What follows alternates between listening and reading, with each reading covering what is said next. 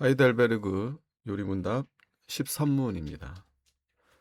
하지만 과연 우리가 스스로 이를 보상할 수 있습니까?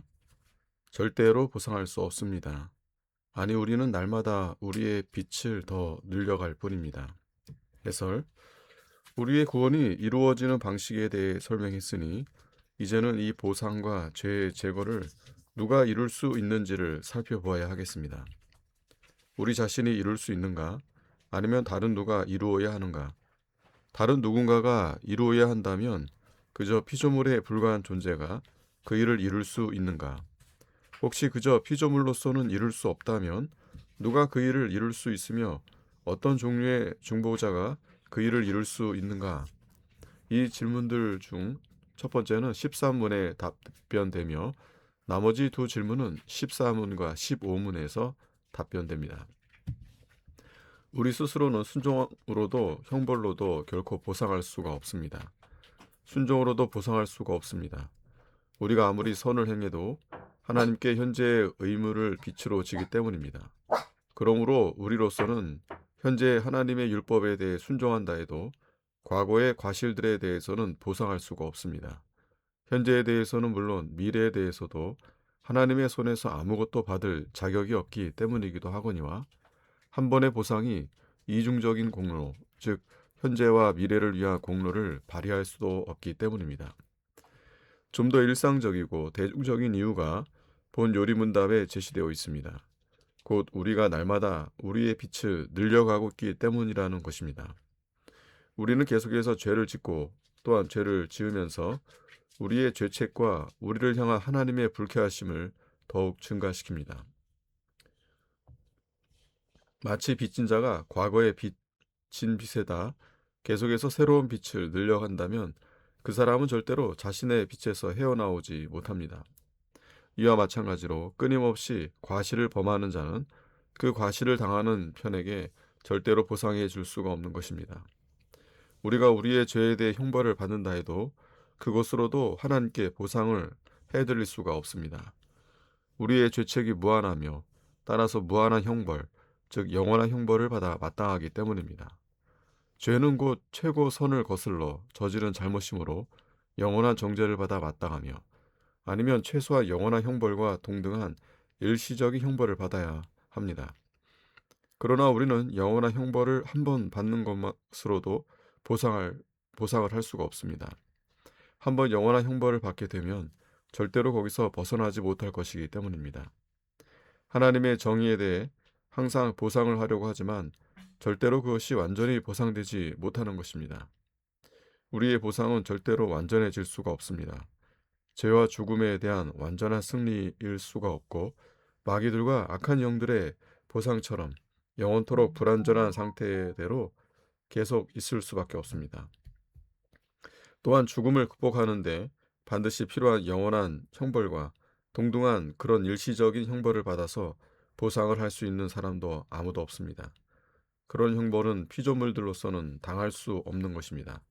왜냐하면 그들에게는 온갖 불완전함이 있기 때문입니다.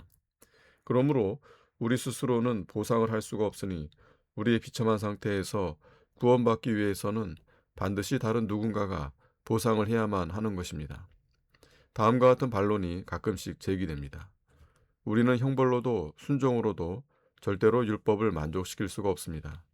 그러므로 달리 보상을 통해서 구원의 방법을 모색해도 전혀 소용이 없습니다. 그러나 이에 대해서는 쉽게 답변을 할 수 있습니다. 순종을 통해서는 보상을 할 수가 없으나 그럼에도 불구하고 충족한 형벌을 받음으로써 보상을 할 수가 있습니다. 곧 우리 자신이 형벌을 받는 것이 아니라 그리스도 안에서 형벌을 받는 것입니다. 그는 순종과 형벌 모두를 통해서 율법을 만족시키셨습니다. 이에 대해서 다음과 같은 반론들이 제기되어 왔습니다.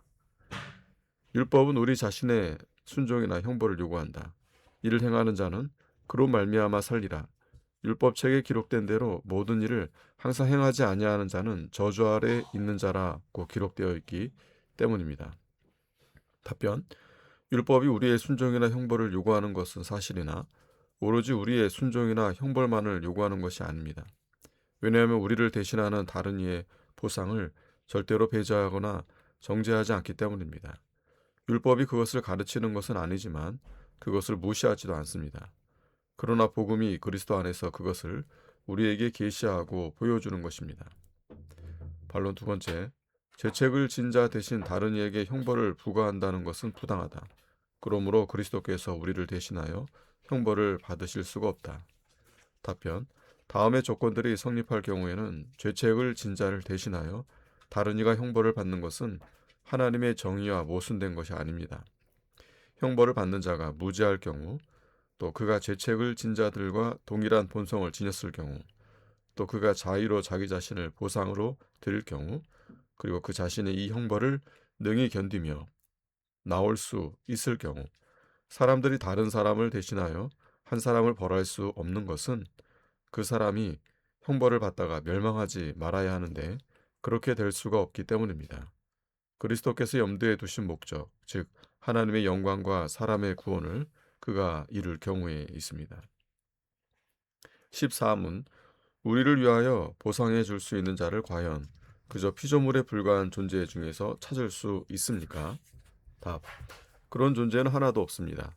하나님께서는 사람이 저지른 죄에 대해 다른 피조물을 벌하기를 원치 않으실 것이며, 더 나아가서 그저 피조물에 지나지 않는 존재는 죄를 향한 하나님의 영원한 진노의 짐을 감당할 수도 없고 다른 이들을 거기에서 구원해 낼 수도 없습니다.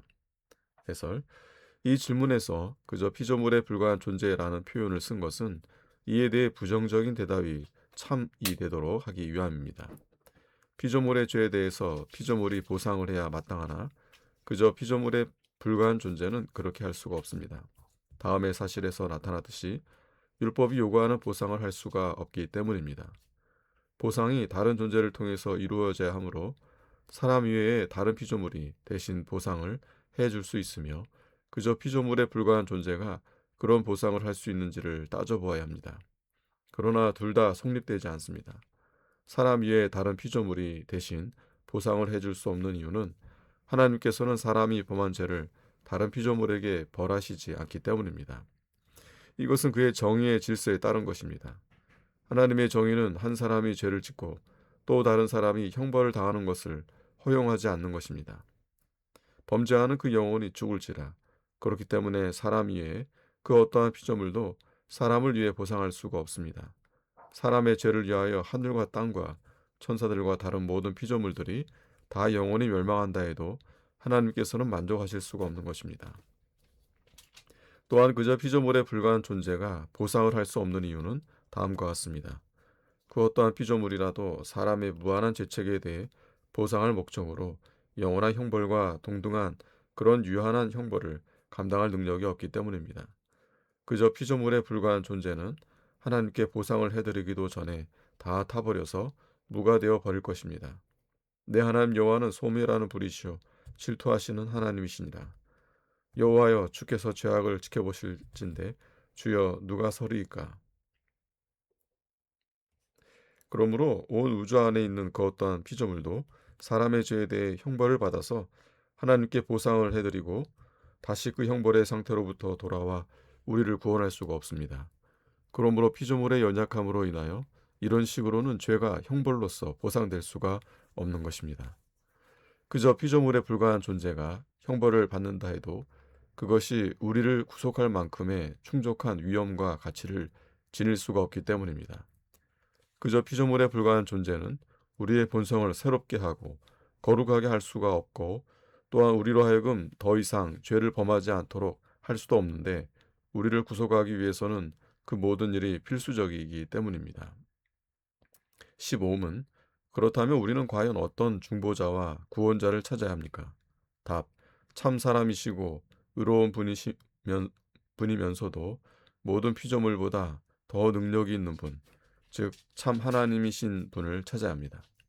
해설, 그러므로 우리 스스로가 우리의 죄에 대해 하나님께 보상을 해드릴 수가 없고 따라서 우리를 대신하여 보상할 다른 중보자가 반드시 있어야 하므로 이제 그 중보자가 어떤 류의 구원자여야 하는가를 살펴보아야 합니다. 이에 대해서 우리는 그 중보자는 그저 피조물이든가 아니면 그저 하나님이시든가 아니면 둘 다인 존재이든가 할 것이라고 대답할 수 있을 것입니다. 그러나 그저 피조물에 불과한 자일 수는 없습니다. 이에 대해서는 이미 해명한 바 있습니다. 또한 그저 하나님이신 자도 될 수 없습니다. 왜냐하면 하나님이 아니라 사람이 죄를 범했기 때문이고, 따라서 중보자는 사람의 죄를 위하여 고난당하고 죽어야 했기 때문입니다. 그러나 하나님 자신은 고난을 당할 수도 죽을 수도 없으신 분입니다. 그러므로 그런 중보자는 반드시 하나님이시며 동시에 사람이신 분이어야 합니다. 이에 대한 이유는 다음의 질문들에서 살펴보기로 하겠습니다.